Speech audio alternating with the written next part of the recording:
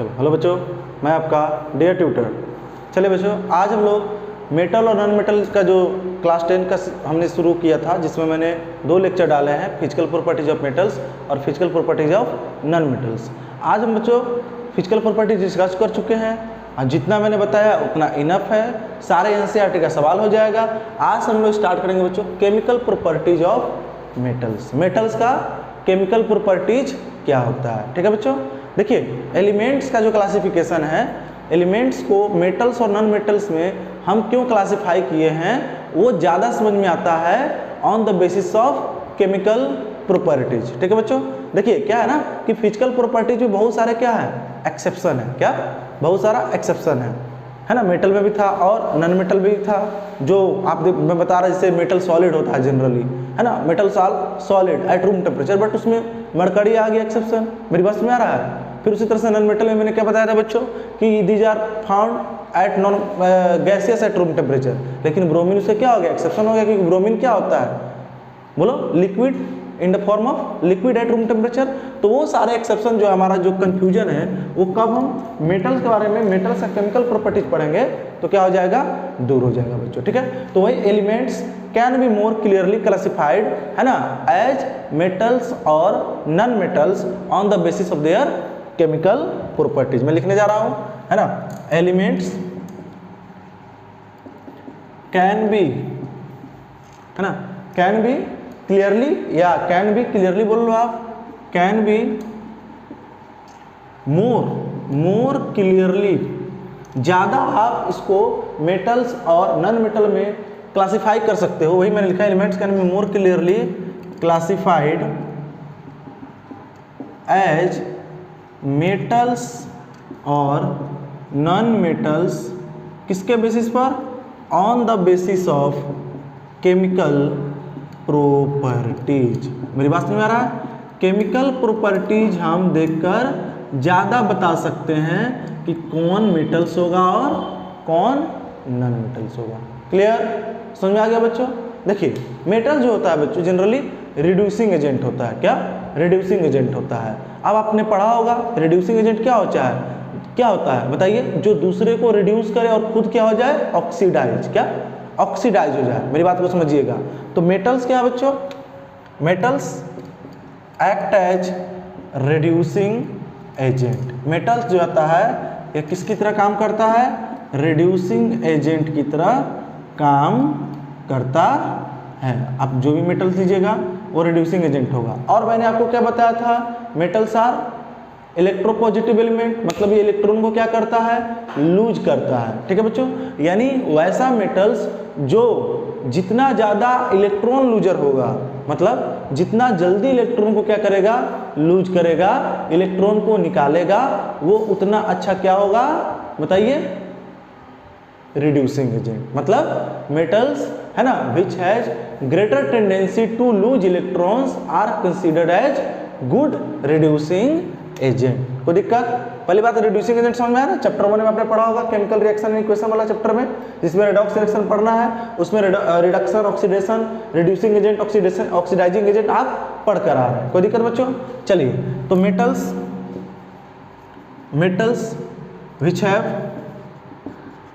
Which have tendency to release, क्या release क्या करेगा बच्चों, release electrons considered as good, क्या कंसिडर किया जाएगा उसको, गुड रिड्यूसिंग एजेंट। उसको हम लोग क्या मानेंगे, गुड रिड्यूसिंग एजेंट मानेंगे। क्या मानेंगे, गुड रिड्यूसिंग एजेंट मानेंगे, ठीक है बच्चों। जितना अच्छा हमारा क्या होगा बताइए, इलेक्ट्रॉन को रिलीज करने की टेंडेंसी, वो मेटल उतना अच्छा क्या होता है, रिड्यूसिंग एजेंट। कोई दिक्कत बच्चों। चलिए, अब देखिए जो कंपैरिजन करते हैं रिलेटिव इलेक्ट्रॉन लूजिंग टेंडेंसी का, तो उसका एक सीक्वेंस होता है बच्चों। क्या सीक्वेंस होता है कि कौन ऐसा मेटल्स है जो ज़्यादा इलेक्ट्रॉन को क्या करता है, रिलीज करेगा, कौन कम करेगा। तो वो हम डिसाइड करते हैं एक्टिविटी, रिएक्टिविटी सीरीज के माध्यम से। क्या, रिएक्टिविटी सीरीज ऑफ एलिमेंट्स या reactivity series of elements metals के नाम भी आप दे सकते हो। मेरी बात समझ में आ रहा है? यानी जो आपका इलेक्ट्रॉन रिलीजिंग टेंडेंसी है वो उसको हम कहाँ डिसाइड करेंगे बच्चों, बताइए? In the reactivity series of metals. ठीक है, जो मैं वही लिख रहा हूँ, electron losing tendencies are sum up in the reactivity series of metals.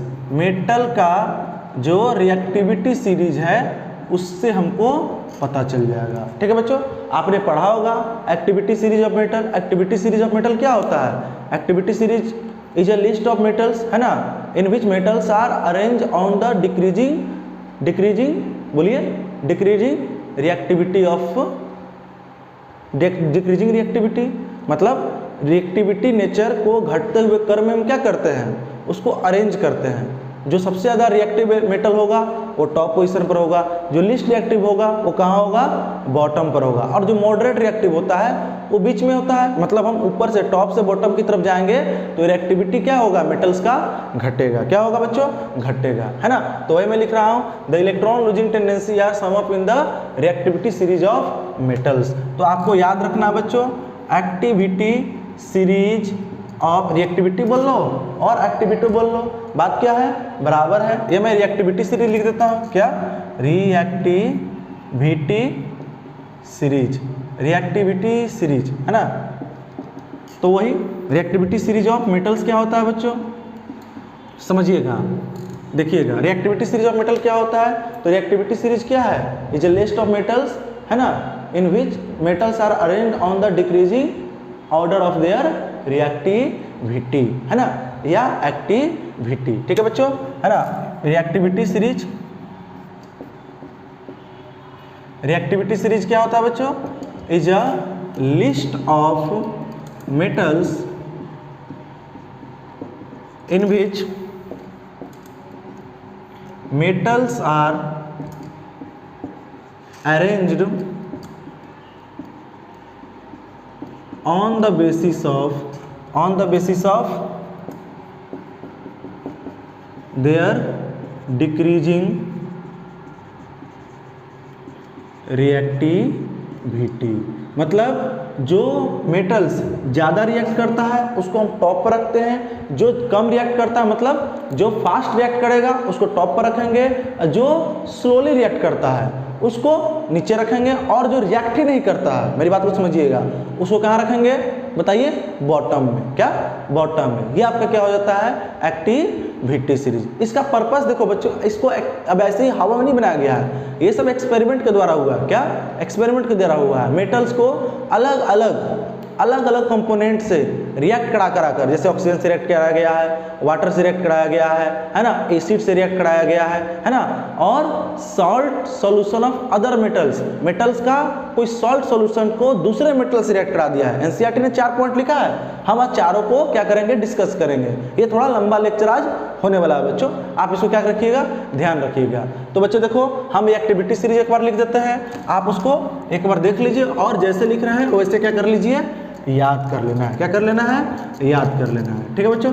तो पहला जो होता है एक्टिविटी सीरीज में क्या होता है, पोटासियम, फिर क्या होता है, सोडियम, फिर क्या होता है, कैल्शियम, फिर क्या होता है, मैग्नीशियम, है ना, फिर क्या होता है, एल्यूमिनियम, फिर क्या होता है, जिंक, फिर क्या होता है बच्चों, आयरन, फिर क्या होता है, लेड, क्या, लेड। उसके बाद क्या होगा बच्चों, हाइड्रोजन, क्या हो जाएगा, हाइड्रोजन। फिर क्या होगा बच्चों बताइए, कॉपर, फिर क्या होता है बच्चों, मरकरी, क्या होता है, मरकरी, फिर क्या होता है, सिल्वर और gold. Copper, mercury, silver Ag से रिप्रेजेंट करते हैं, और ये हो गया आपका गोल्ड, है ना। ये बच्चों जो होता है डिक्रीजिंग एक्टिविटी, है ना, डिक्रीजिंग रिएक्टिविटी।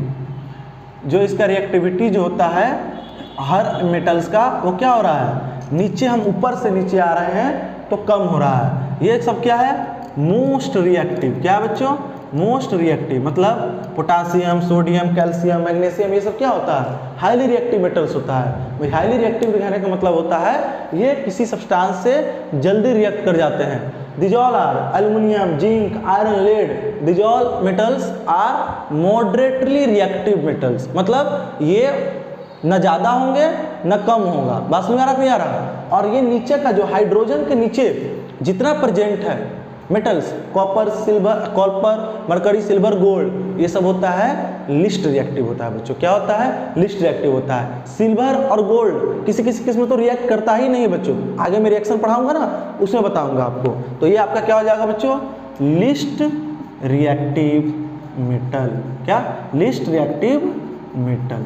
आप ध्यान दीजिएगा बच्चों, यहाँ पर ये पोटासियम, सोडियम, ये सब क्या मेटल है। लेकिन अगर यहाँ पर अगर बात किया जाए हाइड्रोजन, हाइड्रोजन तो होता है नॉन मेटल बच्चों, बोलो। तो हाइड्रोजन को हमने मेटल के साथ कैसे रख दिया? सवाल बनता है ना, क्योंकि आप तो पढ़ते आए हो, मैंने लास्ट क्लास में पढ़ाया भी था। नॉन मेटल जो पढ़ा रहा था तो उसमें बोला था ना कि हाइड्रोजन क्या है? नॉन मेटल है। तो फिर इसको हमने मेटल के साथ क्यों रखा? देखिए बच्चों, इसके पीछे रीजन है। हाइड्रोजन जो है सम टाइम मेटल की तरह बिहेव करता है। अब ये कैसी बात हुई? ये तो गलत बात हो गया। सर आप पहले बोल रहे हो मेटल है, अभी बोल रहे हो नॉन मेटल है। सॉरी, पहले बोल रहे हो नॉन मेटल है, अभी बोल रहे हो मेटल है। तो हाइड्रोजन के पास टेंडेंसी होता है बच्चों इलेक्ट्रॉन को लूज करने का। और हाइड्रोजन के पास कितना इलेक्ट्रॉन है बच्चों? एक ही तो इलेक्ट्रॉन है।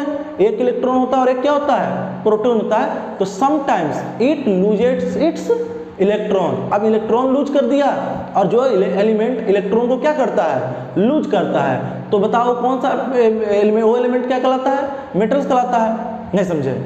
और जब हाइड्रोजन इलेक्ट्रॉन को लूज करता है तो उसके पास मेटालिक कैरेक्टरिस्टिक्स आ जाता है। क्या आता है? मेटालिक कैरेक्टरिस्टिक्स आ जाता है। तो वही यहाँ पर पूछा जाता है बच्चों।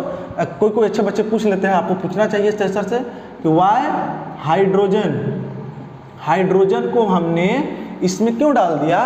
तो क्योंकि हाइड्रोजन तो क्या है? नॉन मेटल है। Hydrogen is a non metal, non metal but it is placed with metals. लेकिन ये मेटल के साथ क्या हुआ है? इसको रखा गया है because hydrogen, hydrogen can lose its electron. Electron को क्या कर सकता है? लूज कर सकता है। And attain and so metallic characteristics. क्या करेगा बच्चों? सो मेटालिक कैरेक्टरिस्टिक्स, है ना। And so metallic characteristics. मेरी बात समझिएगा। समटाइम्स ये कब होगा? इसके मूड पर डिपेंड है। हाइड्रोजन को हम लोग अगर ऑर्गेनिक केमिस्ट्री पढ़ाता हूँ 11th में, तो हाइड्रोजन को हम भिखारी बोलते हैं। क्या बोलते हैं? भिखारी बोलते हैं। ये कहीं कहीं लूज भी करता है, कहीं गेन भी करता है। मेरी बात समझ में आ रहा है? इसको क्या मतलब है? इसको स्टेबल होने से मतलब है। क्या बच्चों? कैसे भी करके हम क्या हो जाए? स्टेबल हो जाए। मेरी बात को समझिएगा, है ना। इसलिए इसका नाम क्या है? भिखारी। क्या है? भिखारी। ठीक है बच्चों। अब ये देखो हाइड्रोजन है, ठीक है बच्चों। ये क्या कर जाएगा? H++ electron. देखो अपने अंदर से इलेक्ट्रॉन को क्या कर दिया? निकाल दिया। और ये हाइड्रोजन क्या आ गया? इलेक्ट्रोपॉजिटिव आया। नहीं समझे? इस पर बताइए क्या पॉजिटिव चार्ज आ रहा है कि नहीं आ रहा है? इस हाइड्रोजन पर पॉजिटिव चार्ज आ रहा है, बोलिए। और जो इलेक्ट्रोपॉजिटिव एलिमेंट होता है वो क्या होता है? बताइए। मेटल्स। क्या होता है? मेटल्स। इसलिए हमने इसको क्या रखा है? एक्टिविटी सीरीज में हाइड्रोजन को रख दिया है। और हाइड्रोजन को रखने से बच्चों क्या होता है? एक कंपैरिजन भी होता है। आप ध्यान रखिएगा, 8th क्लास में पढ़ा होगा आपने, हमने पढ़ाया था। 8th क्लास में टीचर बताते हैं कि हाइड्रोजन के ऊपर जितना मेटल है वो सब क्या है? रिएक्टिव है। हाइड्रोजन के नीचे जितना मेटल्स है वो क्या है? लिस्ट रिएक्टिव है या नॉन रिएक्टिव है। वो रिएक्ट नहीं करता है, करता भी है तो बहुत कम रिएक्ट करता है। मेरी बात समझ में आ रहा है बच्चों? तो ये आपका एनसीईआरटी का है। इतना ही मेटल्स हमको याद रखना है। हमारे सिलेबस में बहुत सारा टीन वगैरह ऐड कर देता है ना, वो सब आपको ऐड नहीं करना है। ठीक है बच्चों। एक्स्ट्रा बुक में अलग अलग लिखा रहता है। ठीक है बच्चों। चलिए अब हम इसको इरेज कर देते हैं। एक्टिविटी सीरीज पहले इसलिए बता दिया क्योंकि एक्टिविटी सीरीज का नॉलेज रहेगा तभी आप क्या कर पाइएगा? रिएक्शन बना पाइएगा। क्या कह पाइएगा? रिएक्शन बना पाइएगा। क्योंकि यहाँ पर बहुत सारा एलिमेंट का रिएक्टिविटी के अनुसार क्या होता है? रिएक्शन तय होता है। देखिए बच्चों, तो इसको करते हैं। एनसीईआरटी ने क्या सवाल किया बच्चों? What happens when metal Burns in air. NCERT ने सवाल हमसे पूछा है कि क्या होगा जब मेटल को हम एयर में बर्न कराएंगे। क्या? What happens when metal Burns in air. ये एनसीईआरटी ने सवाल के माध्यम से दिया है कि हम मेटल को एयर में बर्न कराएंगे तो क्या होगा। देखो बच्चों, आपने पढ़ा हुआ क्लास चैप्टर 1 में, क्लास 10th का जो केमिस्ट्री है, साइंस है चैप्टर 1, उसमें क्या है बताइए। केमिकल रिएक्शन में जो मैग्नीशियम होता है, मैग्नीशियम क्या करता है, बर्न करता है in the presence of oxygen with dazzling flame या वाइट फ्लेम। ऐसा क्यों? तो क्या सारे मेटल जो है मैग्नीशियम से रिएक्ट करता है, उसी तरह से रिएक्ट कर जाएगा एक फ्लेम के साथ। देखिए मैं एक सवाल लिखता हूँ, इसका आंसर इस तरह से छुटा हुआ है। मैग्नीशियम पढ़ा ना आपने, मैग्नीशियम मेटल होता है बच्चों, तो magnesium burn in air with dazzling, वो चमकता है पूरा, डैजलिंग वाइट फ्लेम, बिल्कुल उसका जो फ्लेम होता है, जो बर्निंग रीजन है वो बिल्कुल वाइट रहता है। तो क्या सारे मेटल्स इसी तरह से रिएक्ट करता है, क्या इसी तरह से बर्न करता है ना? So all metals react in the same manner, ये भी सवाल है। Do all metals react in the same manner, क्या जैसे आपका कौन मैग्नीशियम है बच्चों, क्या वो बर्न कर रहा है डार्जिलिंग वाइट फ्लेम से, तो क्या बाकी सब जो मेटल है क्या उसका भी फ्लेम जब वो जलता है तो वाइट रहता है? ये सवाल हमसे पूछा जा रहा है, ठीक है बच्चों। तो इसका आंसर होगा नो। क्या? नो, है ना। Almost all metal combine with oxygen, इसका आंसर क्या होगा? अलग होगा। सब जो मेटल की रिएक्टिविटी है बच्चों, कुछ मेटल जो होते हैं जल्दी रिएक्ट करते हैं, कुछ स्लो रिएक्ट करता है और कुछ करता ही नहीं है। मेरी बात समझिएगा। तो वही मैं लिख रहा हूं, know all metals do not react in the same manner. मेरी बात समझ में आ रहा कि नहीं आ रहा है? हर सभी मेटल जो है बच्चों मैग्नीशियम की तरह बर्न नहीं करता है, ऑक्सीजन से रिएक्ट नहीं करता है ना। Reactivity varies from metal to metal. जो रिएक्टिविटी नेचर होता है वो मेटल का, हर मेटल का अलग अलग रिएक्टिव नेचर होगा। कुछ जो होगा बच्चों फास्ट रिएक्टिव होगा, सम फास्ट रिएक्टिव, यस या नो। कुछ स्लो, धीरे धीरे रिएक्ट करेगा, आपको क्या लगेगा? समय लगेगा। और कुछ लीस्ट रिएक्टिव, क्या नो रिएक्टिव, क्या नॉन रिएक्टिव कर दो, वो रिएक्ट करेगा ही नहीं। लेकिन आप ध्यान रखिएगा, जितने मेटल्स हैं वो सारे लगभग सभी 92 मेटल्स है ना, 92 मेटल्स में से almost all metal combine with oxygen to for metal oxide. क्या? मेटल जो है ऑक्सीजन से कंबाइन करके क्या बनाएगा बच्चों? मेटल ऑक्साइड बनाएगा। ध्यान दीजिएगा, मतलब मेटल जब कंबाइन करेगा बच्चों किससे? ऑक्सीजन से, तो अपना ऑक्साइड बनाता है। क्या बनाता है? ऑक्साइड बनाता है। तो इसको लिख लेते हैं बच्चों। तो almost all metals combine with oxygen to form their oxide, है ना। देखिए बच्चों, मेटल्स हो गया प्लस ऑक्सीजन, ठीक है बच्चों। मेटल्स प्लस ऑक्सीजन क्या बनाएगा? मेटल ऑक्साइड, ठीक है बच्चों। ये मेटल जब ऑक्सीजन से रिएक्ट करता है तो बनाता है आपका मेटल ऑक्साइड, ठीक है। सभी के सभी लगभग सभी मेटल क्या कर जाता है? ऑक्सीजन से रिएक्ट कर जाता है। जैसे बच्चों देखो कॉपर सॉलिड फॉर्म में है ना, O2 आपका गैसियस फॉर्म में क्या बना देगा? CuO। अब आप 9th क्लास से पढ़ कर आ रहे हो बच्चों, रिएक्शन आपको आना चाहिए। कॉपर का कितना वैलेंसी मैंने लिया? 2 ले लिया। कॉपर का वैलेंसी क्या? 2 वेरिएबल वैलेंसी होता है, ठीक है बच्चों। तो मैं कॉपर का 2 वैलेंसी ले लेता हूँ और ऑक्सीजन का 2 वैलेंसी ले लेता हूँ, ओके। ये देखो बच्चों, इस तरह से इसको करा दो, ये कट गया 1 1, तो क्या बनेगा? CuO। क्या बनेगा बच्चों?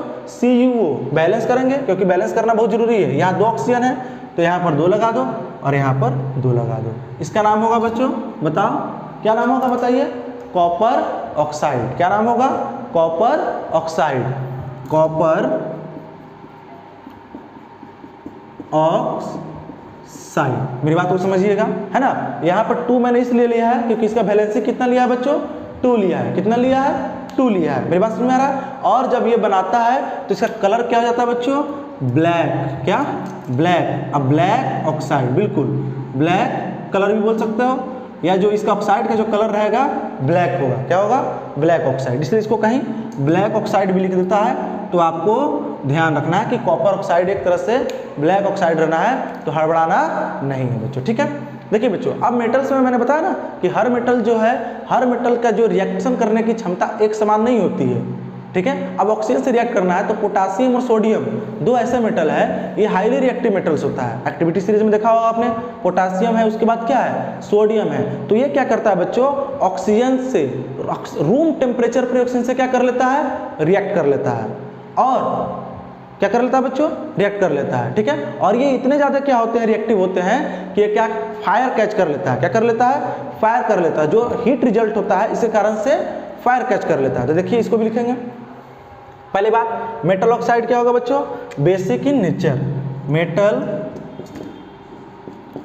Oxide are basic in nature. जो मेटल ऑक्साइड होता है उसका नेचर कैसा होता है, बेसिक होता है। मतलब इसका जो पीएच आएगा बच्चों क्या होगा, 7 से ज़्यादा, 7 मोर देन 7। आपने पढ़ा है ना एसिड बेस वाला चैप्टर में, एसिड बेस वाला चैप्टर में क्या पढ़ा है, जिसका पीएच क्या है 7 से कम है वो एसिडिक होता है, जिसका पीएच 7 से ज़्यादा वो बेसिक होता है, और जिसका पीएच क्या होता है एक्जैक्टली 7 होता है वो क्या होता है, न्यूट्रल, यानी सॉल्ट के कंसिडर में आता है। मेरी बात समझ में आ रहा है बच्चों, बोलो यस या नो।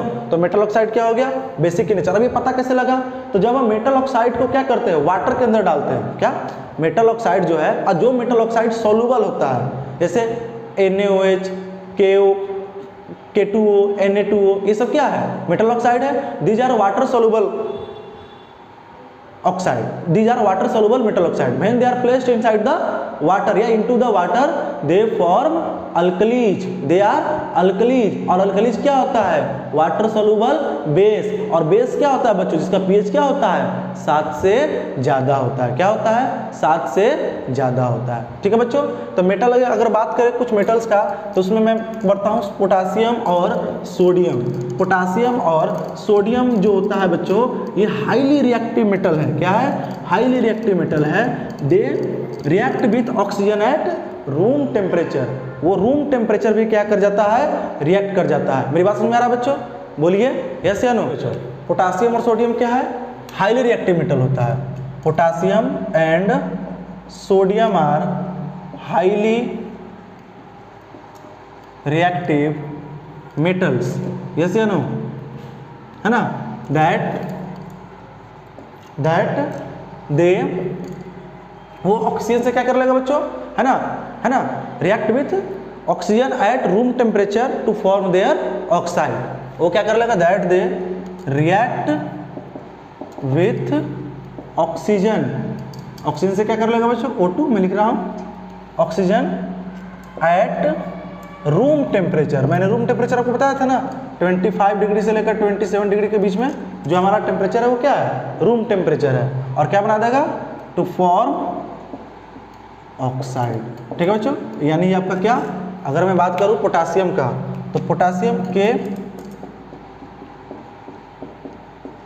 क्या आ जाएगा बच्चों, बताओ, K2O, है ना, K2O। इसका नाम क्या हो गया बच्चों, पोटासियम ऑक्साइड। क्या पढ़ेंगे, पोटासियम ऑक्साइड, ठीक है बच्चों।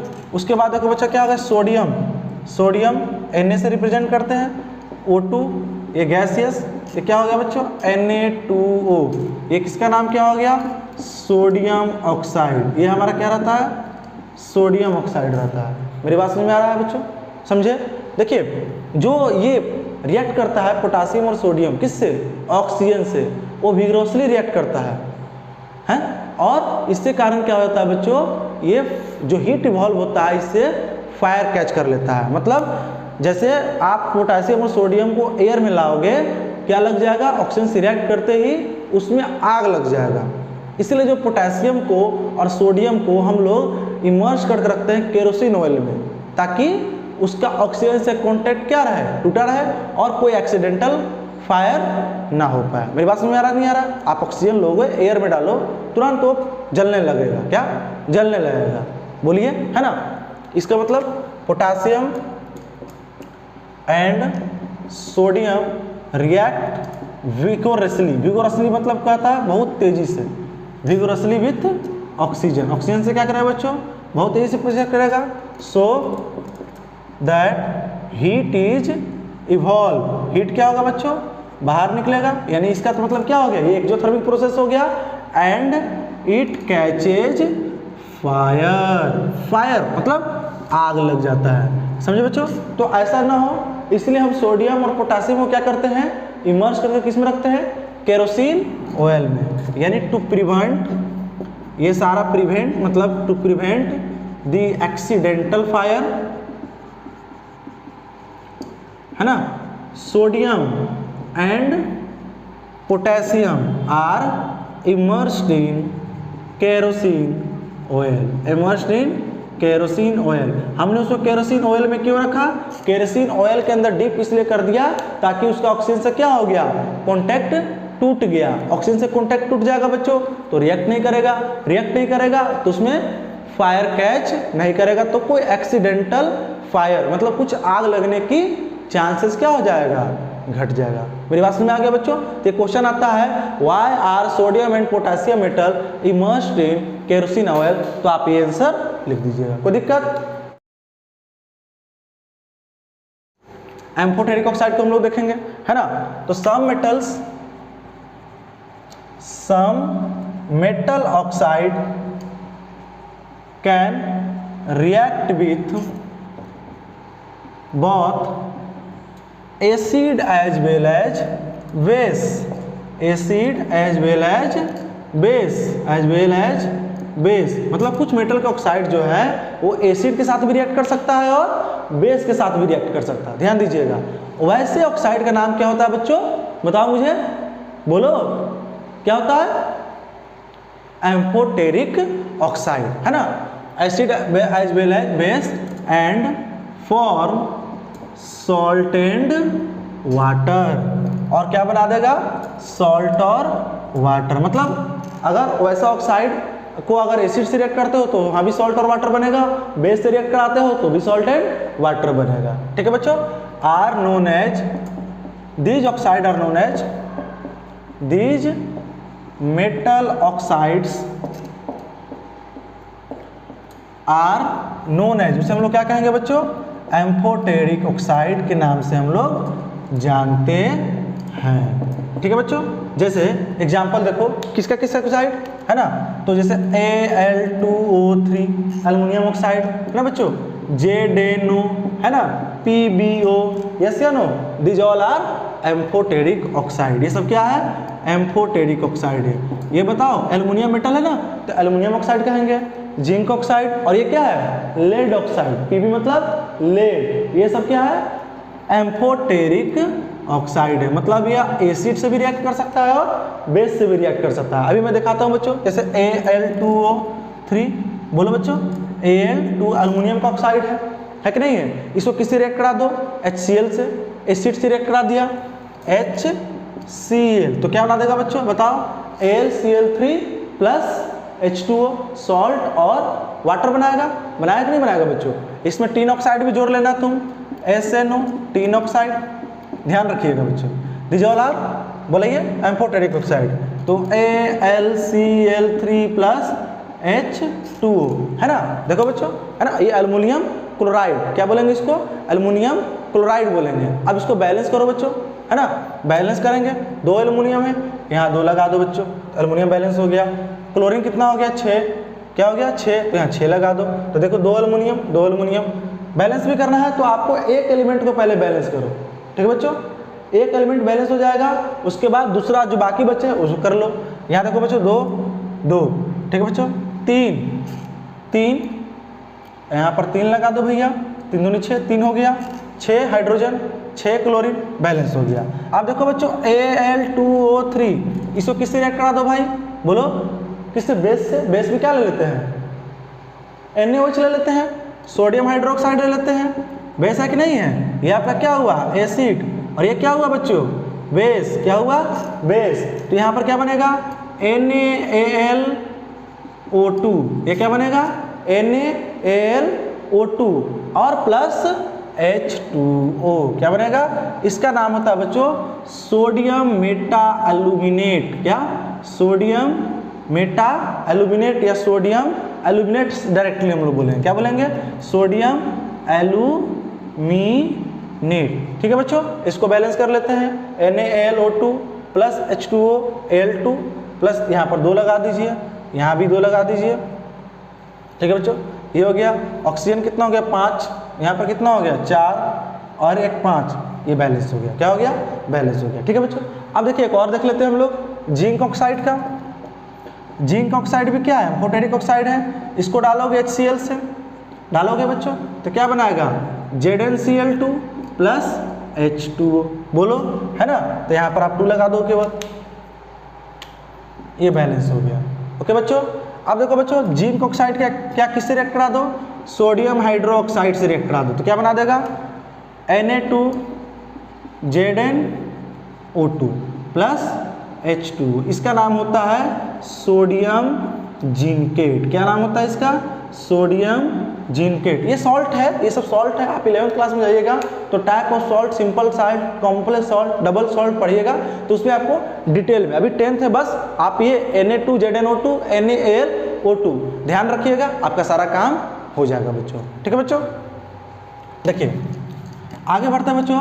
मोस्ट ऑफ मेटल ऑक्साइड जो होता है बच्चों वो क्या होता है? इनसॉल्युबल इन वाटर होता है, क्योंकि वाटर में वो सॉल्युबल नहीं होता है। मतलब सारे के सारे मेटल ऑक्साइड को अगर आप पानी में डालोगे तो वाटर में क्या होगा? घुलेगा नहीं। कुछ मेटल ऑक्साइड क्या है? वाटर सॉल्युबल है। जैसे बताइए पोटेशियम ऑक्साइड है ना, सोडियम ऑक्साइड है ना, तो ये सब बातें आपको ध्यान में रखना है। लेकिन सभी के सभी मेटल क्या है? वाटर सॉल्युबल नहीं है। ठीक है बच्चों, है ना। और जो वाटर में सॉल्युबल हो जाता है वो क्या कहलाता है? अल्कली। क्या कहलाता है? अल्कली। क्या कहलाएगा? Alkali. Most metal oxides are insoluble in water.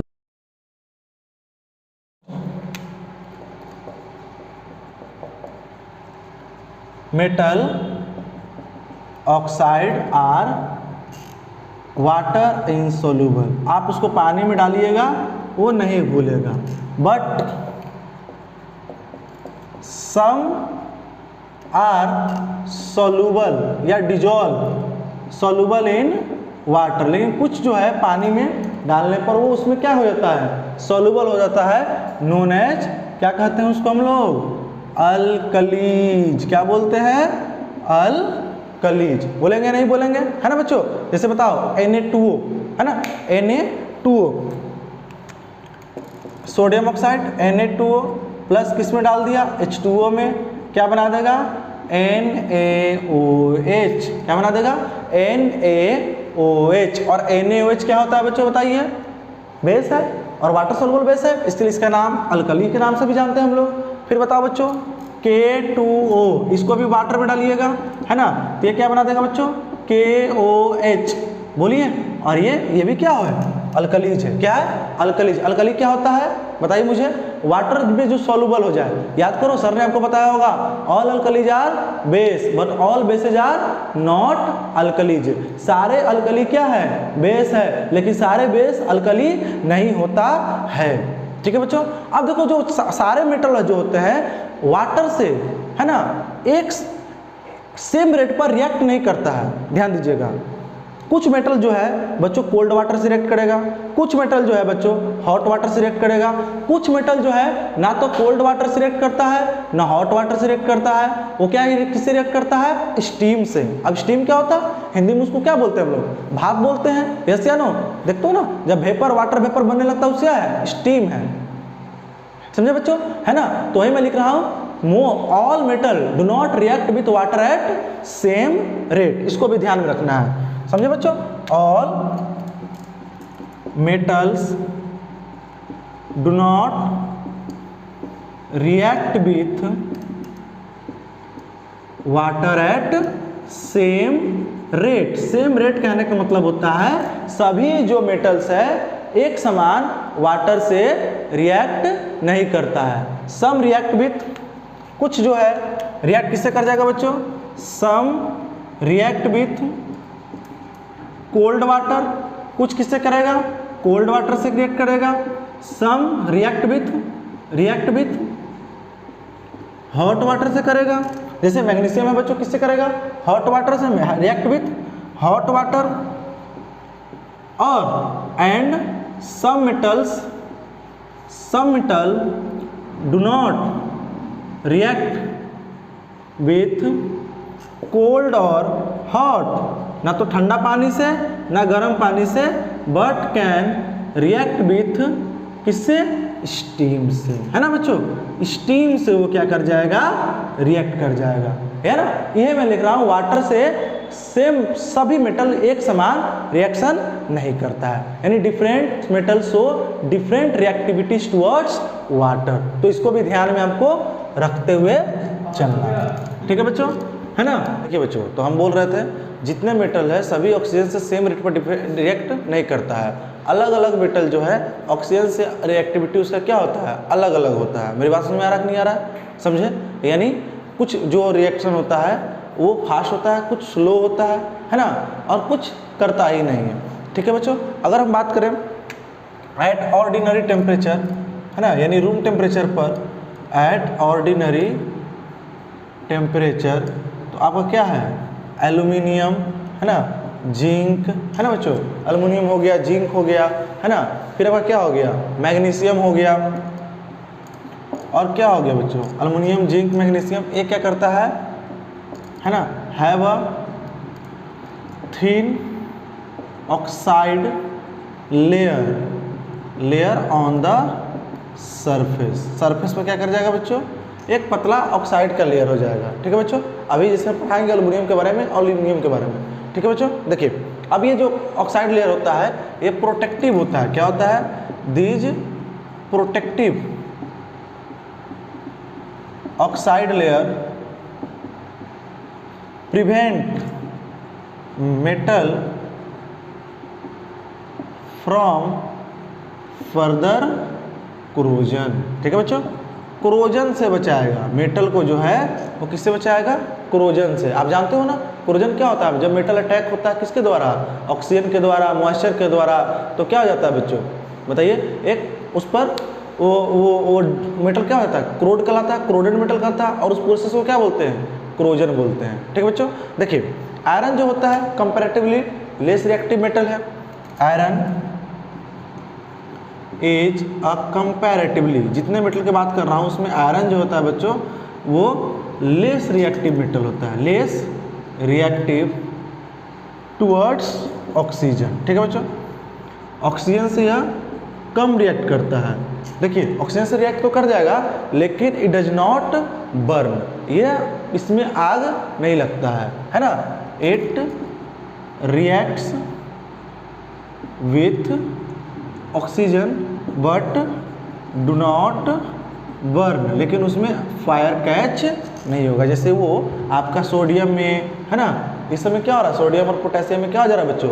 आग लग जा रहा है, फायर कैच हो जा रहा है। तो आपका जो आयरन जो मेटल है बच्चों उसमें क्या कर जाएगा? ऑक्सीजन से रिएक्ट कर जाएगा, ऑक्साइड बना लेगा, फेरस ऑक्साइड और फेरिक ऑक्साइड, लेकिन बच्चों वो क्या नहीं करेगा? बताइए, फायर कैच नहीं करेगा। मेरी बात समझ में आ रहा है? ठीक है बच्चों, है ना? आयरन के बारे में आप जानते होंगे, आयरन मेटल के पास क्या होता है? दो वैलेंसी होता है, वेरिएबल वैलेंसी होता है। कितने वैलेंसी होता है? दो वैलेंसी होता है, एक +2 और एक +3 होता है, ठीक है बच्चों, है ना? तो प्रोडक्ट जो होता है मिक्सचर होता है किसका? FeO और FeO और Fe2O3 product iron, the iron, थोड़ा सा बोर्ड बच्चों तक लिखते हैं। आयरन जो होता है बच्चों दो वेरिएबल वैलेंसी शो करता है। आपने पढ़ा होगा 9th क्लास में, क्या? जिंक भी, कॉपर भी है बच्चों, दो वैलेंसी शो करता है। अगर आयरन का वैलेंसी अगर हम लेते बच्चों +2 वाला लेते हैं तो उसको क्या बोलते हैं? Ferrous oxide. अगर +3 वाला लेते हैं तो क्या बोलते हैं? Ferric oxide. बोलते हैं कि नहीं बोलते हैं बच्चों, है ना? तो उसको भी आपको क्या रखना है बच्चों? ध्यान में रखना है, ठीक है? तो उसका नाम पड़ जाएगा फेरस फेरिको ऑक्साइड। क्या नाम बोलते हैं? फेरस फेरिको ऑक्साइड, और वो किस कलर में होता है, ब्राउन कलर में होता है। देखिए बच्चों, आयरन जो है, आयरन को अगर आप जलाइएगा तो क्या होगा, वो बर्न नहीं करता है, लेकिन आयरन फिलिंग्स, जो छोटे छोटे आयरन के कण होते हैं, है ना, वो रिएक्ट करता है विगोरसली, किससे, ऑक्सीजन से, किससे, ऑक्सीजन से विगोरसली, जब उसको हम क्या करते हैं, फ्लेम पर डालते हैं, burn vigorously when sprinkled on the burning flame या फ्लेम ऑफ बर्नर। मेरी बात समझ में आ रहा है बच्चों, है ना। The product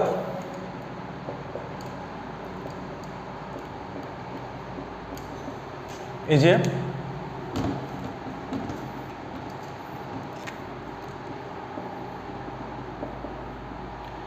a mixture of, किसका मिक्सचर होगा बच्चों, FeO डॉट Fe2O3, है ना। यहाँ पर आयरन का कितना वैलेंसी, 2 और 3 वैलेंसी हमने लिया, है ना, और उसका नाम क्या होता है बच्चों, कॉल्ड एज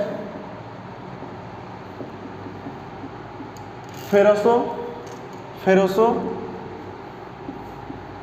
फेरिको ऑक्साइड, है ना, उसका नाम होता है फेरोसो फेरिको ऑक्साइड। इसका फॉर्मूला क्या होता है बच्चों, Fe3O4, और इसका कलर क्या होता है बच्चों, ब्राउन इन कलर होता है। मतलब ये आपको किसके कलर में देखने को मिलेगा, ब्राउन कलर का मिलेगा, ठीक है बच्चों, ब्राउन इन कलर। ये आपको किस में कलर से रहेगा, ब्राउन इन कलर होगा बच्चों। देखिए आयरन, बट जब हम आयरन फिलिंग को क्या करते हैं, स्प्रिंकल करते हैं, किस पर, फ्लेम पर, तो क्या करता है, burn vigorously. But iron filings, जो आयरन के छोटे छोटे क्या है, टुकड़े हैं, छोटे छोटे क्या है, पाउडर लाइक टुकड़े होते हैं, है ना। बट आयरन फिलिंग्स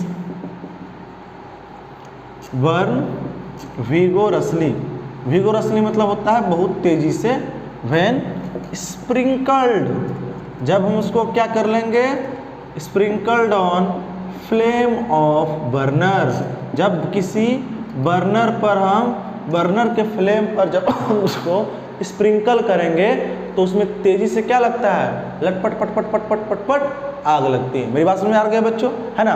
कॉपर जो है बच्चों बर्न नहीं करता है। मेरी बात समझ में आ रहा नहीं आ रहा, copper does not burn, copper do not burn, copper, आप कॉपर में कभी आग नहीं लगेगा। लेकिन जब क्या करता है बच्चों, जब हॉट मेटल को किससे रिएक्ट कराते हैं, ऑक्सीजन से, तो उसके ऊपर एक ब्लैक कलर का लेयर आ जाता है जिसका नाम होता है कॉपर ऑक्साइड। लिख ध्यान दीजिएगा, but when hot metal, hot copper metal react with oxygen O2, then a black layered cover कर देगा जिसका नाम है बच्चों क्या है, कॉल्ड एज, क्या बोलेंगे हम लोग उसको, बोलिए, कॉपर ऑक्साइड। क्या बोलते हैं, कॉपर ऑक्साइड, CuO, है ना। कॉपर का वैलेंसी कितना लिया हमने, 2 लिया। इसका भी वेरिएबल वैलेंसी होता है बच्चों, +1 और +2। सिल्वर और गोल्ड क्या होता है बच्चों, do not react with oxygen even at high temperature. आप उसको हाई टेम्परेचर भी दोगे तो किससे रिएक्ट नहीं करेगा, ऑक्सीजन से रिएक्ट नहीं करेगा। तो उसको भी देख लेंगे बच्चों, क्यों नहीं करता है, आप देखते हो, है ना, किसको, सिल्वर और गोल्ड रिएक्टिविटी सीरीज में कहाँ है, at the bottom of reactivity series है। और रिएक्टिविटी सीरीज में हम जितना नीचे आते हैं हमारा क्या होता है, बताइए, रिएक्टिविटी क्या होता है, डिक्रीज होता है, ठीक है। तो अगर आप सिल्वर और गोल्ड में आग लगाना चाहते हो, अगर आप कितना भी हाई टेम्परेचर दे दो वो आग नहीं लगेगा, है ना। मेरी बात समझ में नहीं आ रहा है, ऑक्सीजन से रिएक्ट नहीं करेगा इवन एट हाई टेम्परेचर। तो इसको भी ध्यान रखना है बच्चों, है ना। Silver and gold do not react with oxygen even at high temperature। हम उसको हाई टेम्परेचर भी ले जाते हैं तो भी क्या नहीं करता है बच्चों, रिएक्ट नहीं करता। किससे रिएक्ट नहीं करेगा? ऑक्सीजन से रिएक्ट नहीं करेगा। क्यों नहीं करेगा? बिकॉज ये क्या होता है? लो रिएक्टिव एलिमेंट होता है, लीस्ट रिएक्टिव मेटल्स होता है ना। These are least reactive metal, least reactive metal है कि नहीं है?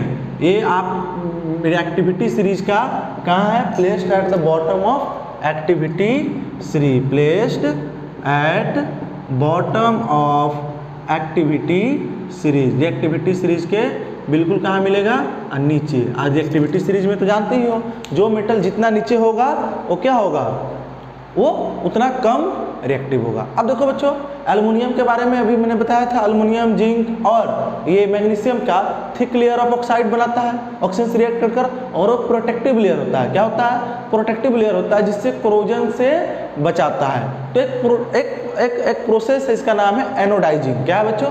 एनोडाइजिंग। एनोडाइजिंग एक प्रोसेस है जिसमें क्या होता है? Forming of thick layer of oxide. Forming oxide का जो लेयर बनाना है वो थिक लेयर बनाना है ना बच्चों?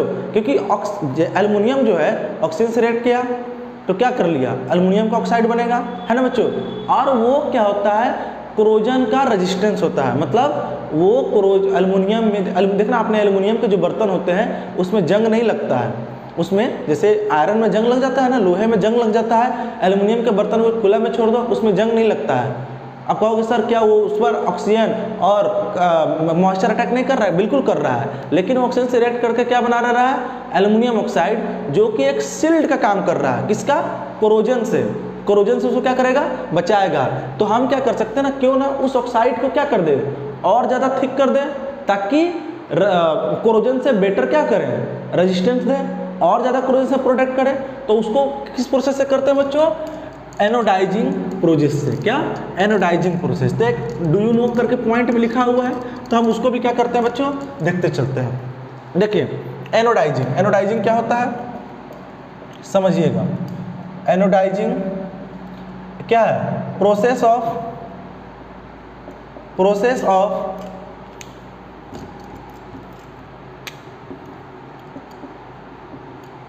Forming thick layer of oxide, है ना। एनोडाइजिंग में हम क्या करते हैं? Thick layer of oxide on aluminium metal. Process of forming thick oxide layer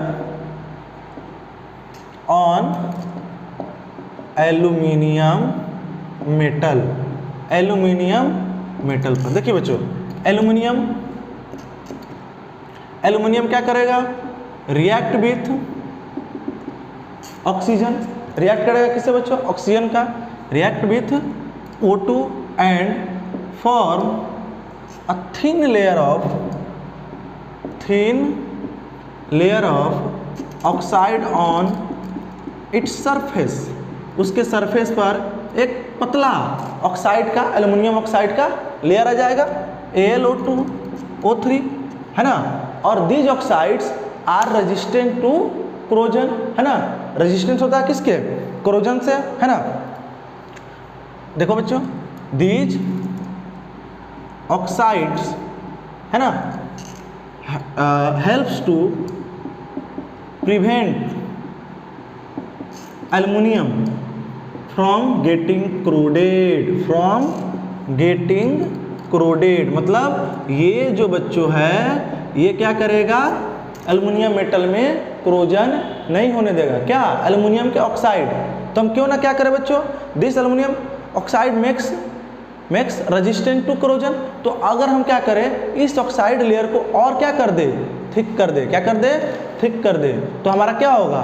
corrosion से वो क्या होगा? प्रोटेक्ट होगा कि नहीं होगा, है ना। तो this resistance can be made thicker by, thick कैसे बना सकते हैं? फर्दर बाय मेकिंग द, क्या कर सकते हैं बच्चों? Making the oxide layer thicker. ये रेजिस्टेंस जो है बच्चों, है ना, यानी ये क्या हो गया? Resist to corrosion. कोरोजन को क्या करेगा? रेजिस्ट करेगा। अब ये रेजिस्टेंस को हम लोग क्या कर सकते हैं बच्चों? फर्दर इंप्रूव कर सकते हैं by making the oxide layer thicker. This resistance, है ना, of corrosion can be improve. उसको हम लोग क्या कर सकते हैं बच्चों?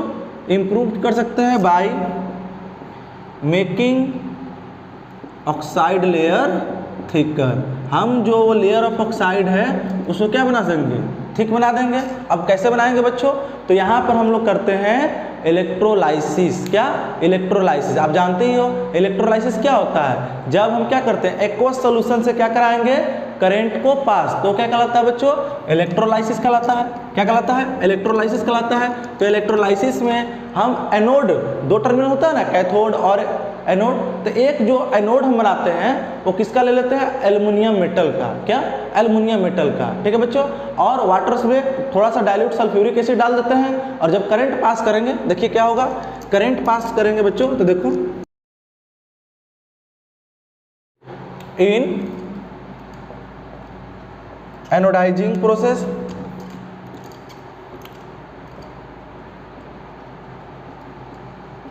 Process, aluminium metal is made anode. क्या, एनोड, एनोड टर्मिनल पर हम लोग एल्युमिनियम मेटल ले लिया, एंड इज इलेक्ट्रोलाइज्ड। क्या करेंगे उसके हम लोग, इलेक्ट्रोलाइज्ड विथ डाइल्यूट H2SO4। ठीक है बच्चों। When current passes through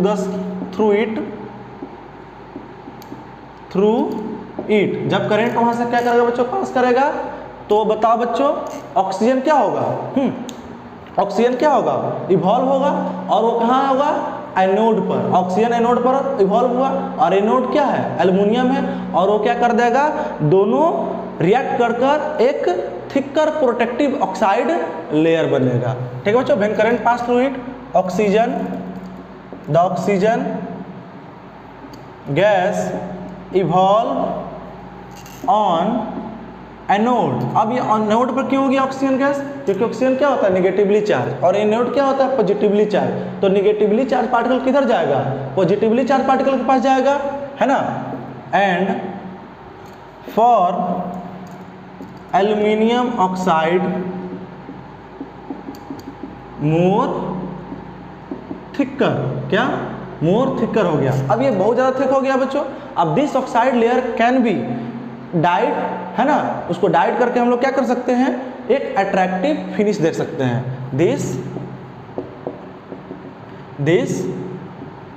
this anode can be dyed to give aluminium attractive finish. मतलब हमारा जो यहाँ पर एल्युमिनियम मेटल है वो क्या हो सकता है, उसको डाइड करके हम क्या कर सकते हैं, अच्छे बना सकते हैं। ठीक है बच्चों।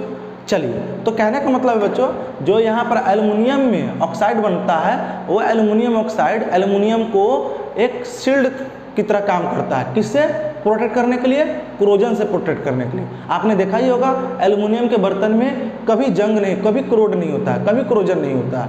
यही रीजन है। क्या, यही रीजन मैंने बताया। देखो बच्चों, अब चलिए आगे हम लोग बढ़ते हैं बच्चों, मेटल का और सारा रिएक्शन देखेंगे। देखिए, अगर मेटल का ऑक्सीजन से रिएक्शन करना ही, केमिकल प्रॉपर्टीज हमको नहीं पता चलता है। ठीक है बच्चों। केवल मेटल को ऑक्सीजन से रिएक्ट करके आप उसके रिएक्टिविटी को डिटरमाइन नहीं कर सकते हो, है ना। तो इसलिए हम मेटल का और रिएक्शन कराएंगे किसके साथ, बहुत सारा वाटर के साथ कराएंगे। क्या कराएंगे बच्चों, वाटर के साथ कराएंगे, है ना। तो only metal react with oxygen does not react determine the reactivity या केमिकल प्रॉपर्टीज ऑफ मेटल, है ना। वही मैं लिख रहा हूँ, burning in oxygen, burning in oxygen does not, ध्यान दीजिएगा बच्चों, ध्यान दीजिएगा, does not determine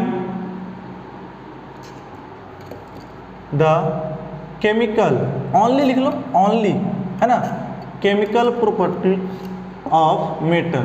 chemical properties of metal के बारे में हमको पता नहीं चलेगा। ठीक है बच्चों।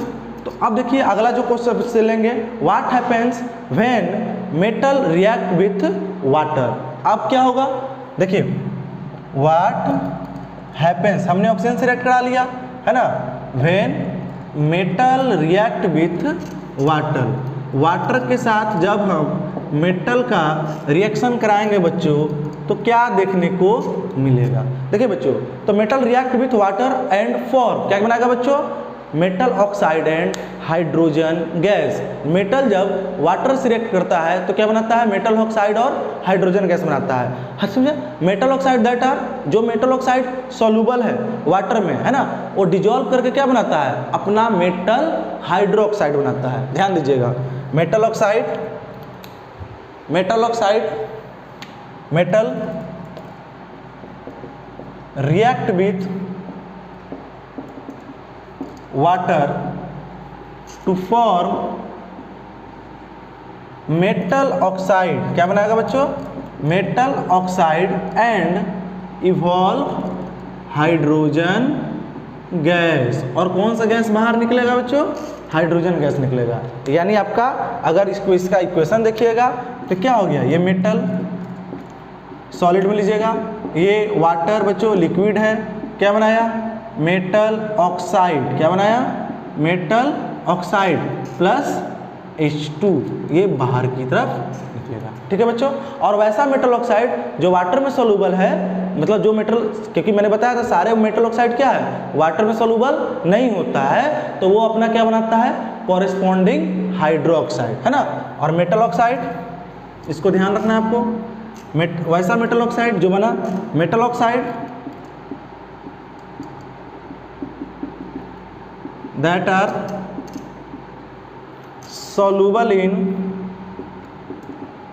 water are form their hydroxide. वो अपना क्या बनाएगा बच्चों, हाइड्रोक्साइड। जैसे सोडियम ऑक्साइड वाटर सोलुबल होता है बच्चों, तो क्या बनाता है, जब उसको वाटर में डालते हैं तो किसे बनाता है, sodium hydroxide. Potassium oxide water soluble होता है, उसको वाटर में डालते हैं तो क्या बनाता है, पोटेशियम हाइड्रोक्साइड, है ना बच्चों। चलिए बच्चों, ठीक है बच्चों। अब देखिए बच्चों, वाटर से रिएक्शन क्या करेगा, तो जो मेटल्स होता है पोटासियम सोडियम, वो react violently with cold water से बहुत तेजी से रिएक्ट करता है। ठीक है बच्चों, तो इसको देख लेते हैं। Metals like sodium and potassium react violently with cold water, है ना।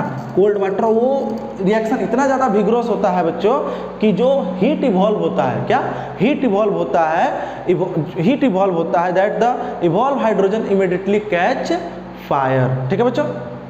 देखिए मेटल्स, कौन कौन मेटल्स ले लेते हैं हम लोग, पोटासियम और sodium, potassium and sodium react violently with cold water. ये कोल्ड वाटर के साथ बहुत तेजी से रिएक्ट करेगा बच्चों। ठीक है, कोल्ड वाटर के साथ क्या करेगा, बहुत तेजी से रिएक्ट करेगा, है ना। This reaction is highly exothermic, है ना, हाईली एक्जोथर्मिक, सो दैट, अब ये इतना ज़्यादा एक्जोथर्मी है और आपको मालूम होना चाहिए कि हाइड्रोजन गैस इवॉल्व करेगा और वो क्या कर लेगा, उसमें आग लग जाएगा। This reaction is highly exothermic so that it immediately, है ना, so that evolved hydrogen immediately catches fire. उसमें क्या लग जाएगा बच्चों, आग लग जाएगा। मेरी बात समझ में आ रहा है, नहीं आ रहा है, बोलिए, है ना। पोटासियम और सोडियम, ठीक है बच्चों, है ना। पोटासियम और सोडियम का देखिएगा, तो ये पोटासियम हो गया बच्चों, ये किसके साथ रिएक्ट किया, H2O के साथ, तो क्या बनेगा, बोलिए, K2O। ध्यान दीजिएगा कि पोटासियम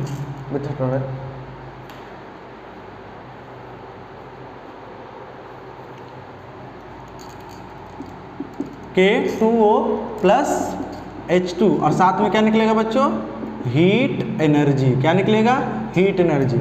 सोडियम का मैं बात कर लूँ, सोडियम प्लस H2O, तो क्या बनेगा बच्चों, Na2O प्लस H2 और साथ में क्या निकलेगा, हीट एनर्जी। क्या निकलेगा बच्चों, हीट एनर्जी। देखिए जो रिएक्शन होता है कैल्शियम का किससे, कोल्ड वाटर का, वो लेस वायलेंट होता है ना। और जो हीट निकलता है बच्चों, हीट एनर्जी निकलता है वो सफिशिएंट नहीं होता है हाइड्रोजन के लिए कैच फायर के लिए। मेरी बात समझिएगा, है ना। तो रिएक्शन ऑफ, इसको भी लिख लेते हैं, रिएक्शन ऑफ कैल्शियम विथ, इसका मतलब Cm मतलब calcium, with cold water is less violent. क्या होगा, ये लेस वायलेंट होगा, बिकॉज हीट इवॉल्व, हीट तो निकलेगा ना, इसमें एक्सोथर्मिक प्रोसेस है तो हीट निकलेगा। Heat evolve is not sufficient, किसके लिए नहीं है सफिशिएंट? हाइड्रोजन के लिए। Sufficient for H2 to catch fire, मतलब कहने का मतलब है बच्चों जो हीट एनर्जी रिलीज हो रहा है वो सफिशिएंट नहीं है ताकि हाइड्रोजन जो है फायर को कैच कर सके। मेरी बात समझ में आ रहा है बच्चों, है ना? क्यों ऐसा हो रहा है? तो आपको इसको बात को क्या करना है, ध्यान रखना है। कोई दिक्कत? बोलिए, समझ में आ गया, है ना? अब देखिए बच्चों जो कैल्शियम होता है, कैल्शियम प्लस H2 तो क्या बनाएगा बच्चों? कैल्शियम हाइड्रोक्साइड बना देगा, प्लस साथ में क्या बनाएगा बच्चों? हाइड्रोजन। और ये कैल्शियम जो होता है बच्चों वो क्या करता है, वाटर के ऊपर स्टार्ट कर देता है फ्लोट करना। क्यों फ्लोट करता है मुझे बताइए? क्योंकि उसके चारों तरफ हाइड्रोजन के बबल क्या हो जाते हैं, चिपक जाते हैं। क्या? हाइड्रोजन के बबल चिपक जाता है। मेरी बात को समझिएगा, तो इसको भी लिख लेते हैं। Calcium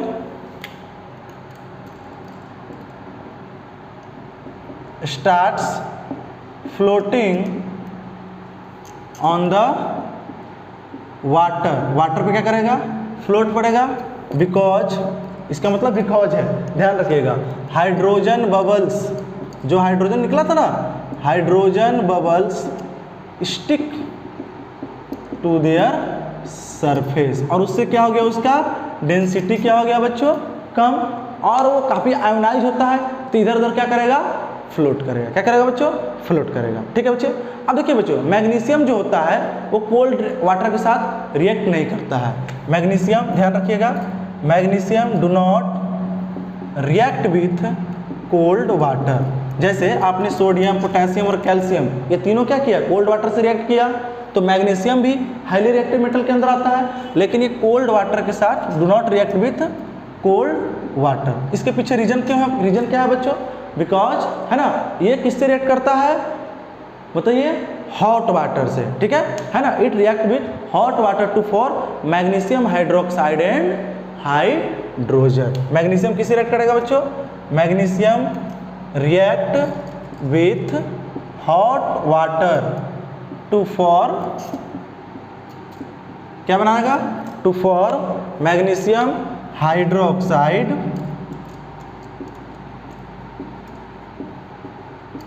and hydrogen. मतलब मैग्नीशियम जो है बच्चा वो आपका हॉट वाटर से रिएक्ट करेगा, कोल्ड वाटर से रिएक्ट नहीं करेगा। और ये भी क्या करता है बच्चों? फ्लोट करता है, क्योंकि बबल्स ऑफ हाइड्रोजन गैस क्या हो चुका है, इसके सरफेस से चिपक चुका है, स्टिक हो चुका है। दिस ऑल्सो फ्लोट्स, है ना, ऑन वाटर। क्यों कर रहा है? Because bubbles of hydrogen gas H2 gas sticks to it, उससे चिपका हुआ है। मेरी बात समझ में आ गया बच्चों? चलिए अब देखिए बच्चों मेटल्स जैसे कि एल्युमिनियम हो गया, जिंक हो गया, एल्युमिनियम हो गया, आयरन हो गया, जिंक हो गया, ये तो ना तो हॉट वाटर से रिएक्ट करता है और ना ही कोल्ड वाटर से रिएक्ट करता है, लेकिन ये अपना किससे रिएक्ट करता है बच्चों? स्टीम के साथ। किसके साथ? स्टीम के साथ। But they react with steam to form their metal oxide and hydrogen. मेरी बात समझ में आ गया? तो यहाँ तक समझ में आ गया बच्चों? क्या मैग्नीशियम किससे रिएक्ट करेगा? हॉट वाटर के साथ रिएक्ट करेगा। कैल्शियम क्या करेगा? Cold water. Sodium potassium cold water के साथ। ठीक है बच्चों। अब देखिए जो मेटल्स है, एल्युमिनियम हो गया, जिंक हो गया, आयरन हो गया, है ना, इसको देख लेते हैं बच्चों जल्दी जल्दी। चैप्टर को हम लोग जल्दी जल्दी फिनिश करेंगे आज। समझ में आ रहा कि नहीं आ रहा? थोड़ा लेंदी हो जाएगा। ये सारी बातें जो है बच्चों एनसीईआरटी की बातें बताई जा रही है, जो आपके बोर्ड में एक्सक्लूसिव सवाल पूछा जाता है ना। Metals like aluminium, zinc, iron do not react with hot और कोल्ड वाटर। ना तो कोल्ड वाटर से रिएक्ट करेगा ना हॉट वाटर से रिएक्ट करेगा, बट दे रिएक्ट विथ किससे? With steam. स्टीम से रिएक्ट करेगा बच्चों, steam to form metal oxide and hydrogen, metal oxide और हाइड्रोजन किससे रिएक्ट किया बच्चों? स्टीम से रिएक्ट किया। ध्यान दीजिएगा, मेरी बात समझ में आ रहा कि नहीं आ रहा बच्चों? है ना, ऐसे एल्युमिनियम प्लस वाटर, है ना, एल्युमिनियम प्लस H2O, ये किससे यहाँ पर क्या है बच्चों? स्टीम है। क्या बनाया? Al2O3 प्लस हाइड्रोजन, क्या बनाएगा? Plus hydrogen. ठीक है बच्चों, ठीक है। फिर आगे देखो जिंक बच्चों, जिंक प्लस H2O, तो इसका ऑक्साइड भी है, ये स्टीम के प्रेजेंस में रिएक्ट कर रहा है। किसके प्रेजेंस में? स्टीम के प्रेजेंस में। और क्या बनाएगा? ZnO plus hydrogen. ठीक है बच्चों, ZnO plus hydrogen.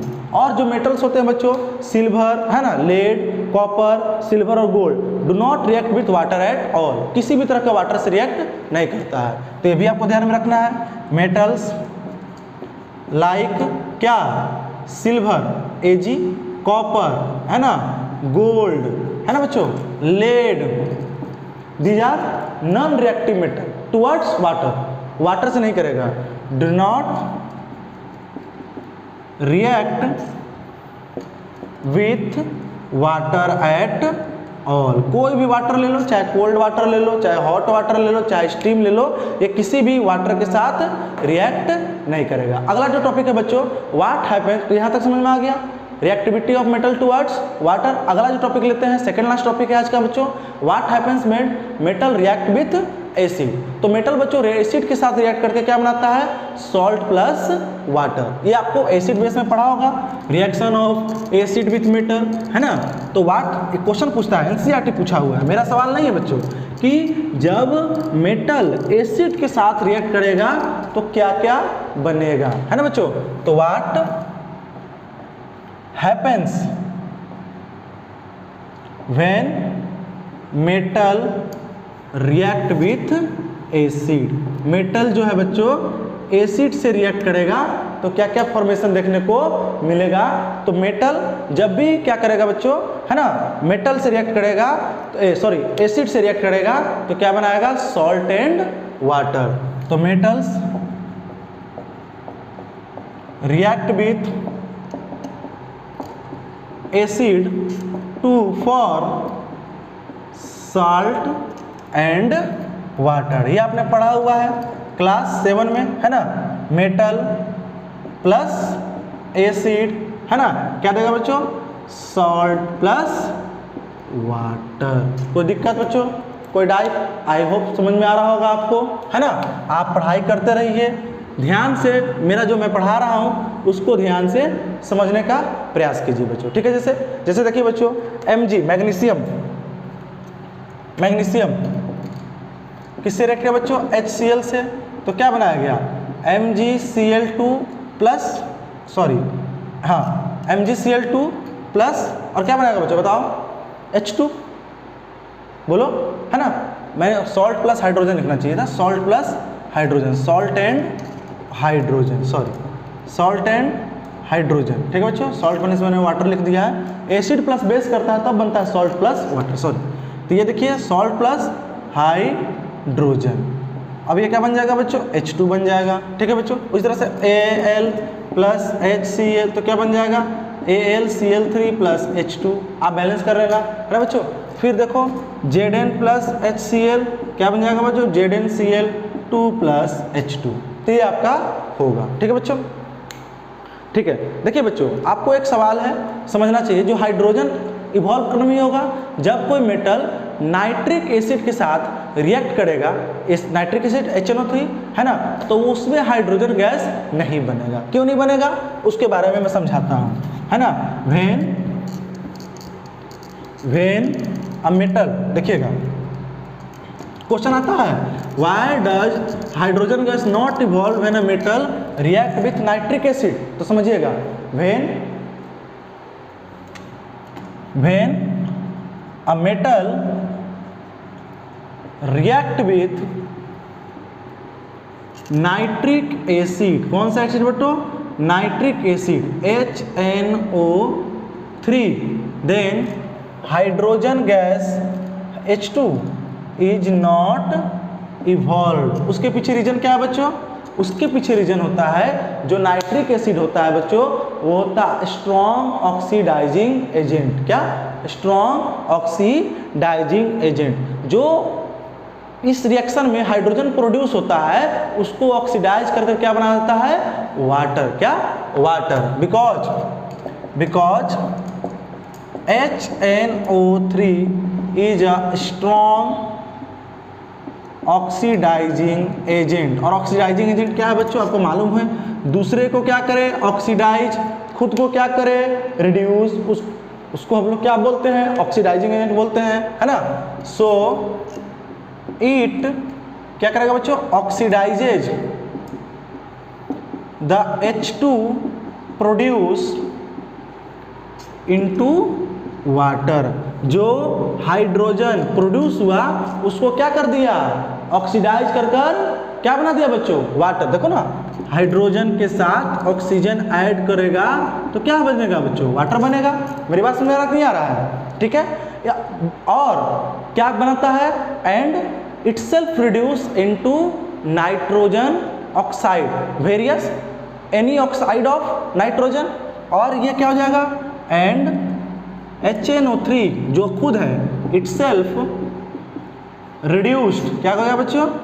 Reduced to, है ना, एनी नाइट्रोजन ऑक्साइड। किसी भी नाइट्रोजन ऑक्साइड में क्या कर जाएगा? वो रिड्यूस कर जाएगा, या तो NO या तो N2O हो या NO2 हो। मेरी बात समझ में आ रहा है बच्चों? तो इसलिए HNO3 जो होता है, HNO3 से नाइट्रिक एसिड से रिएक्शन कराइएगा तो क्यों नहीं बनता हाइड्रोजन गैस? हाइड्रोजन गैस इसलिए नहीं बनता है बच्चों क्योंकि नाइट्रिक एसिड जो होता है स्ट्रॉन्ग ऑक्सीडाइजिंग एजेंट है। क्या है? स्ट्रॉन्ग ऑक्सीडाइजिंग एजेंट है। वो क्या कर देता है? हाइड्रोजन को ऑक्सीडाइज कर वाटर बना सकता है। लेकिन बच्चों मैग्नीशियम और मैंगनीज दो ऐसे एलिमेंट हैं, मैग्नीशियम और मैंगनीज दो ऐसे एलिमेंट हैं जो बहुत डाइल्यूट नाइट्रिक एसिड को क्या कर सकता है? नाइट्रिक एसिड से क्या कर सकता है बच्चों? हाइड्रोजन गैस को इवॉल्व करा सकता है। बट ये भी ध्यान रख लीजिएगा, बट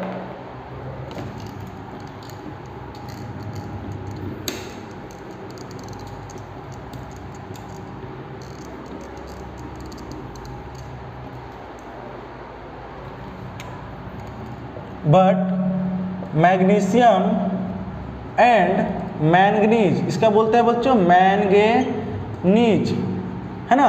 मैग्नीशियम Mg और मैंगनीज Mn, ये भी क्या है? मेटल है। Magnesium and manganese can produce H2 hydrogen gas from a very dilute nitric acid. मतलब बहुत डाइल्यूट नाइट्रिक एसिड को कौन करा सकता है? उसमें से हाइड्रोजन करा सकता है। बोलिए बच्चों, उसका नाम है मैग्नीशियम और मैंगनीज, दो ऐसे एलिमेंट। ठीक है बच्चों। और कॉपर एक ऐसा, कॉपर जो मेटल है वो किसी भी डाइल्यूट एसिड के साथ रिएक्ट नहीं करेगा। तो ये भी ध्यान रखना है, copper do not react with any dilute acid eight all. कोई भी एसिड लेकर आ जाइए, वो कॉपर जो मेटल है वो रिएक्ट नहीं करेगा। मेरी बात समझ में आ गया बच्चों? चलिए, तो ये काफ़ी मैंने बातें पढ़ लिया बच्चों, है ना। एक डू यू नो सीरीज में दिया हुआ है एक्वा रिजिया। आप एनसीईआरटी पढ़ रहे हो ना, एनसीईआरटी क्लास 10 का मेटल एंड नॉन मेटल का, तो उसमें डू यू बॉक्स बनाकर डू यू नो करके दिया हुआ है एक्वा रिजिया। इसका लैटिन नेम होता है रॉयल वाटर। क्या होता है? Royal water. तो बनता कैसे है? फ्रेशली प्रिपेयर्ड मिक्सचर ऑफ किसका? नाइट्रिक एसिड एंड, बोलिए, हाइड्रोक्लोरिक एसिड। किसका? नाइट्रिक एसिड कंसंट्रेटेड HCl, और कंसंट्रेटेड क्या होता है? HNO3। और जो कंसंट्रेटेड एसिड होता है बच्चों क्या होता है? हाईली क्रोसिव, है ना। तो उसको भी देख लेते हैं। ये डू यू नो करके है बच्चों, सीरीज में से है, एनसीईआरटी में डू यू नो करके है। क्या बच्चों? Aqua regia. उसका नाम क्या है? Aqua regia. लैटिन नेम क्या है बच्चों? बोलिए, रॉयल वाटर। इसको लैटिन भाषा में हम लोग क्या बोलते हैं? रॉयल वाटर बोलते हैं। बोलते कि नहीं बोलते हैं? ये बनता कैसे है? It is freshly, it is NCERT का बात है बच्चों, भाई एनसीईआरटी पूरी फुल्ली एनसीईआरटी पे चल रहा हूं मैं। It is freshly prepared mixture of concentrated HCl hydrochloric acid and concentrated HNO3 in ratio 3:1। मतलब जो सॉल्यूशन बनाते हैं, जो मिक्सचर बनाते हैं, उसमें 3 पार्ट जो है बच्चों, 3 पार्ट जो है आपका क्या रहेगा, कंसनट्रेटेड HCl रहेगा और 1 पार्ट क्या रहेगा, H कंसनट्रेटेड नाइट्रिक एसिड रहेगा। इसके पास बच्चों ये जो सॉल्यूशन होता है ये हाईली क्रोसिव और फ्यूमिंग होता है, जो कि क्या कर सकता है, गोल्ड को भी डिजोल्व कर सकता है। मतलब उसके अंदर गोल्ड डालिएगा, सोना डालिएगा तो पिघल जाएगा, आप समझ लीजिए, है ना। तो कितना वो क्रोसिव होगा, मतलब जो बिल्कुल लिस्ट रिएक्टिव मेटल को, अगर हम मानते सोडियम पोटेशियम में तो चलता है, जो गोल्ड क्या है, लिस्ट रिएक्टिव मेटल है, उसको क्या कर दे रहा है, डिजोल्व कर दे रहा है, उसको क्या कर दे रहा है, पिघला दे रहा है। मेरी बात को समझ आ रहा है, नहीं आ रहा है?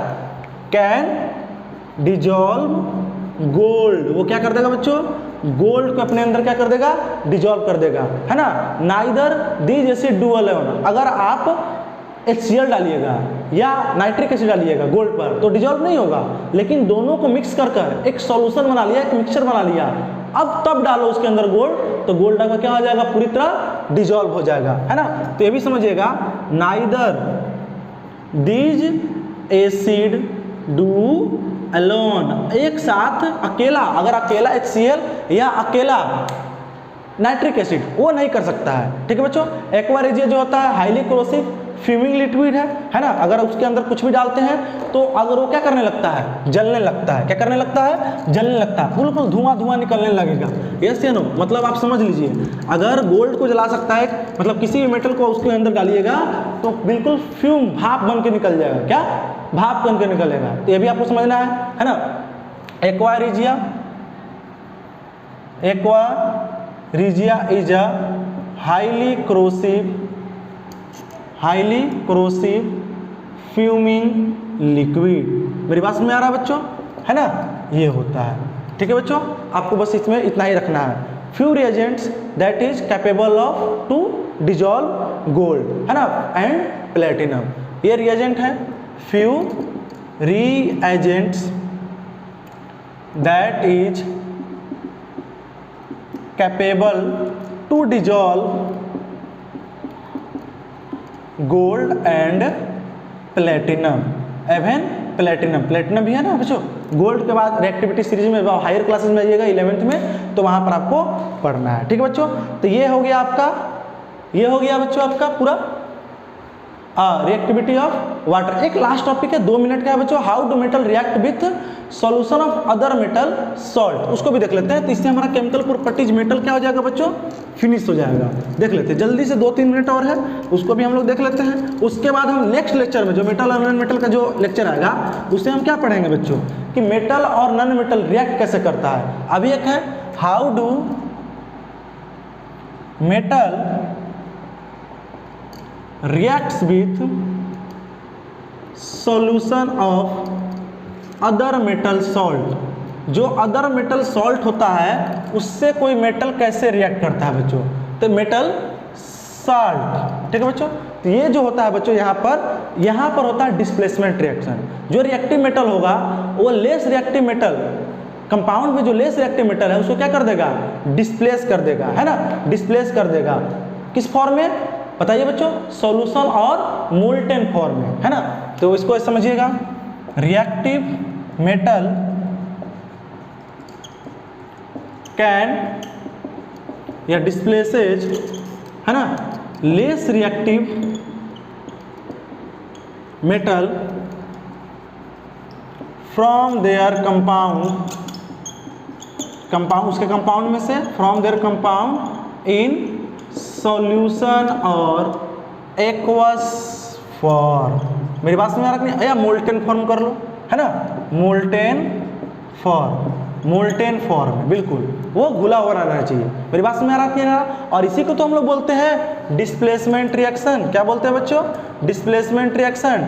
डिस्प्लेसमेंट रिएक्शन क्या होता है, डिस्प्लेसमेंट रिएक्शन किसे कहते हैं बच्चों, एक हाई रिएक्टिव मेटल जब high reactive element low reactive element को क्या कर दे, डिस्प्लेस कर दे फ्रॉम देयर कंपाउंड, उसको क्या बोलते हैं, बोलिए, डिस्प्लेसमेंट रिएक्शन, है ना। जैसे बच्चों देखो इसका जो प्रोडक्ट बनेगा क्या बनेगा, मेटल बनेगा, मेटल के साथ ऑक्सीजन इस हमने कराया, ऐसे ना मेटल का रिएक्शन किससे किया रहा है, ऑक्सीजन से कराया, वाटर से कराया, एसिड से कराया। अब देखो बच्चों मेटल ए, अगर मैं मान लेता हूँ metal A plus salt solution